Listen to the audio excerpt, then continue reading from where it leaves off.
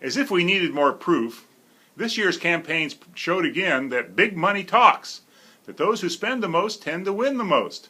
Not always, of course, but very often. Take, for example, the Propositions 45 and 46. They started off the year quite a bit ahead. Both purported to be consumer-friendly matters dealing with health and health insurance. But when all the dust had settled, they were losing badly. Why?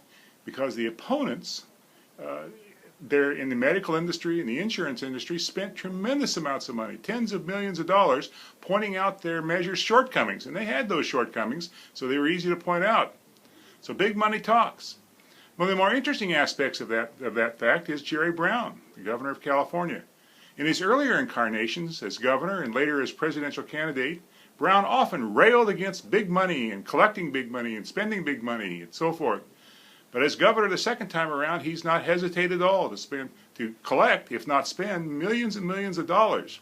He had about 20-some-odd million dollars by the time the campaign was over, and he only spent a little bit of it campaigning for a couple of his own ballot measures. So he's got a lot left to spend, says he wants to collect more and spend it more on future ballot measure campaigns.